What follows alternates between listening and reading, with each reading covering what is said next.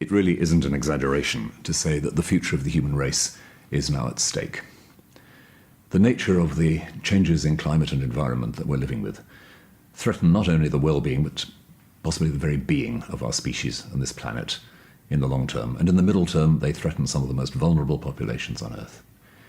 It's not at all surprising that people in this urgent situation feel they've got to take non-violent, direct action. They've got to find a way of putting the case for the human race before those in power. That's what Extinction Rebellion is doing. That's what the Friday strikes are doing. And that's why I believe a wide, deep support from the public is needed to bring this matter fully to the attention of our political leaders, to show that we can actually achieve democratic change for the good of everybody in our world as well as in this country.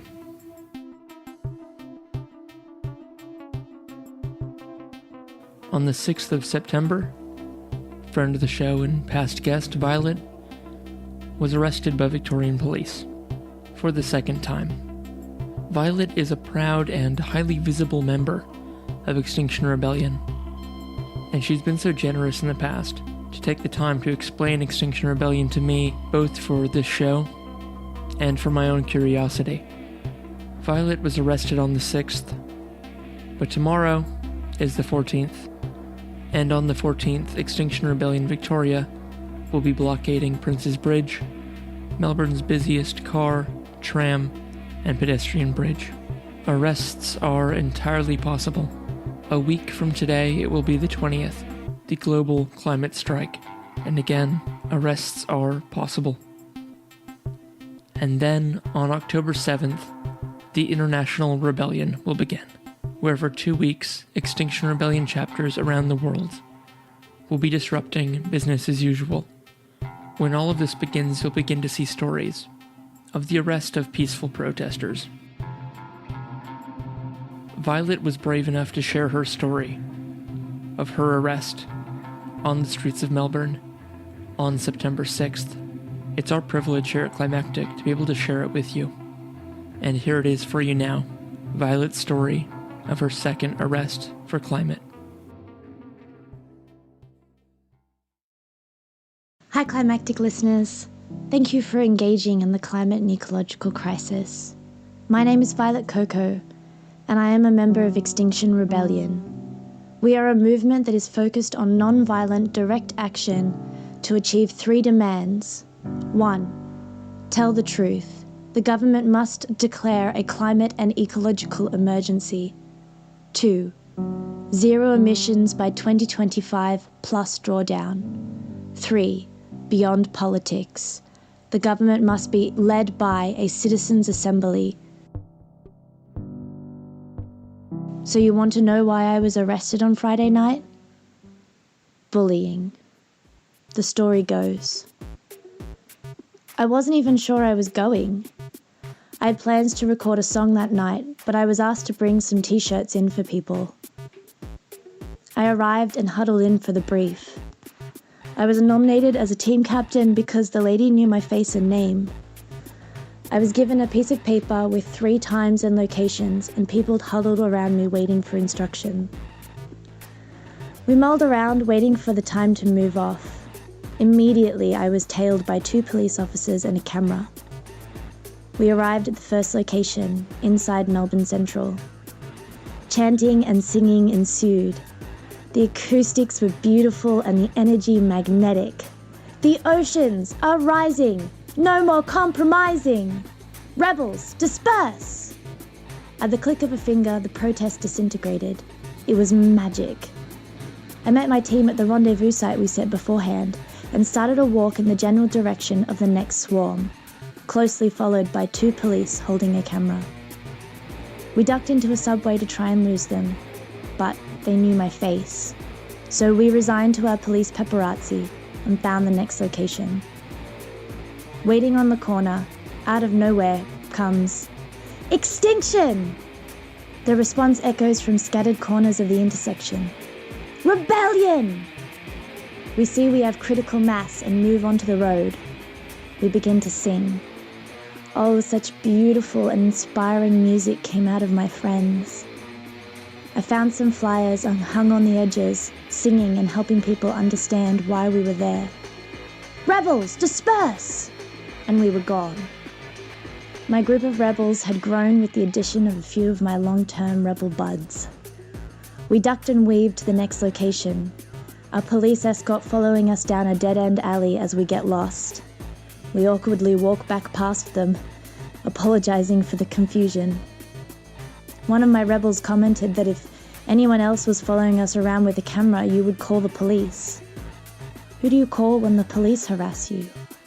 I feel a moment of recognition for all the people who have suffered racism from Vic Police, including Tanya Day and their family. We arrive at our final location and begin to sing. About 2 minutes in, Constable Henry Van Andel, an officer I've been meeting with about our actions as police liaison, he comes over to me and says, "Violet, we know you're an organizer, and if you don't move off this intersection, you are under arrest for obstructing transport." I hold out my wrists for him. He laughs and says, "No, we have to give you warning first." He asked me to promise this wasn't going to turn violent. I assured him that that is not who we are. It occurs to me now, though, that the body lock they put me in felt pretty violent. At the time, it seemed ridiculous to me that they would start arresting peaceful protesters. I look around for a rebel buddy I know. Luckily, Reese was there. I asked him to get his camera ready and pointed out a rebel on the other side of the swarm to notify if I got arrested. The megaphone announces that we are going to march towards the police line. We are nose to nose with the police. If they start arresting us, I want to be first in line so that anybody who isn't consenting to arrest can skedaddle. I know there are international students among us. I also know my fate for this rebellion. I made my peace with jail a few months ago. I see the police line part and a bull of a man comes at me. He puts an arm on my chest and an arm on my back, forcing me to double over. I'm pulled forward and my wrists cuffed. "Shame!" I hear called from behind me. On my first arrest, they called out that they loved me. That felt a lot more regenerative. I told I'm under arrest. I advise I have spinal problems and please be gentle. They take my things, my hat, my watch, my necklaces. I thank them for being reasonably kind in the circumstances. I'm trying to be as open-hearted and peaceful as possible. I make a joke that I'm supposed to be recording a song and that this will really inconvenience my fellow musicians. The policewoman holding my arm asks what my song is about. I say saving the birds. Do you know we are in the 6th mass extinction? And where scientists record declines of insects, they are seeing co-declines in birds? We're losing the birds. Her two big false eyelashes blink. What do you think about the climate emergency? I asked so gently I might have been asking a child. I don't know, I haven't done my research, she responds. Are all your songs about things like that? She asks. They are these days, I respond. I look around to see if any of my fellow rebels are getting arrested, or for media. A few bystanders with cameras, but nothing official. No other arrests. The police advise me they're going to let me go here. No need to take me to the station. I'll get my charges by mail. They asked me to sign that I've got all my things and that I was treated well with no complaints.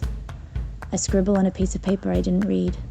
Probably a mistake, but freedom was calling and I couldn't help but want to be in the arms of my friends again.